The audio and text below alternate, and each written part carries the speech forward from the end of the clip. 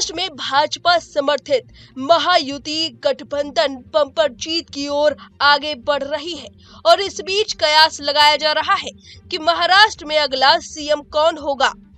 इसमें दो नाम चर्चे में है, देवेंद्र फडणवीस और एकनाथ शिंदे। जीत के बाद से देवेंद्र फडणवीस के पोस्टर भी लगने शुरू हो गए। वहीं एकनाथ शिंदे के बेटे का भी बड़ा बयान आया। उन्होंने कहा कि एकनाथ शिंदे की अगुवाई में महायुति की बम्पर जीत हुई है। अब लोगों के मन में सवाल है कि आखिर मुख्यमंत्री कौन होगा।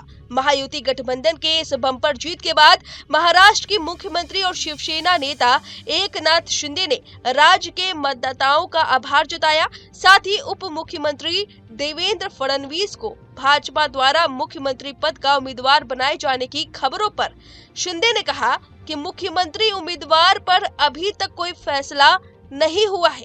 महाराष्ट्र के मतदाताओं के प्रति आभार व्यक्त करते हुए उन्होंने आगे कहा कि मैं महाराष्ट्र की जनता का आभार व्यक्त करता हूं। यह एक बड़ी जीत है। मैंने पहले ही कहा था कि महायुति को भारी जीत मिलेगी। मैं समाज के सभी वर्गों का आभार व्यक्त करता हूं। साथ ही साथ मैं महायुति दलों के सभी कार्यकर्ताओं का भी आभार व्यक्त करता हूं। इस दौरान जब एकनाथ शिंदे से पूछा गया कि महाराष्ट्र का अगला चीफ मिनिस्टर कौन होगा, तो उन्होंने कहा कि अंतिम परिणाम आने दीजिए, फिर जिस तरह हमने एक साथ मिलकर चुनाव लड़ा था उसी तरह तीनों दल एक साथ बैठेंगे और फैसला करेंगे कि राज्य का अगला सीएम कौन होगा। वहीं एकनाथ शिंदे की इस टिप्पणी पर भाजपा नेता प्रवीण दारकेदर द्वारा की गई उस मांग के बाद आई है, जिसमें उन्होंने कहा था कि महाराष्ट्र के उप मुख्यमंत्री देवेंद्र फडणवीस को राज्य का अगला मुख्यमंत्री नियुक्त किया जाए। बता दें कि महायुति गठबंधन के बहुमत के आंकड़े को पार करते ही शिवसेना और भारतीय जनता पार्टी के कार्यकर्ता काफी उत्साह में दिखाई दिए और जश्न मनाते हुए दिखाई दे रहे हैं। वहीं मुख्यमंत्री एकनाथ शिंदे भी गठबंधन की इस जीत से काफी खुश नजर आ रही है। आपको बता दें कि महाराष्ट्र में 288 विधानसभा सीटें हैं और बहुमत का आंकड़ा 145 है। एकनाथ शिंदे भाजपा और अजीत पवार की अगुवाई वाली एनसीपी के समर्थन में महाराष्ट्र के मौजूदा सीएम है। महाराष्ट्र की सभी सीटों के लिए 20 नवंबर को वोटिंग हुई थी। महाराष्ट्र में कुल 29 सीटें अनुसूचित जाति के लिए आरक्षित है, जबकि राज्य में 25 सीटें अनुसूचित जनजाति के लिए आरक्षित है। अगले सीएम की बात करें तो राजनीतिककारों ने बताया है कि देवेंद्र फडणवीस महाराष्ट्र के अगले सीएम हो सकते हैं। शिवसेना के टूटने के बाद एकनाथ शिंदे गुट ने बीजेपी के साथ मिलकर सरकार बनाई और फिर एकनाथ शिंदे सीएम बने।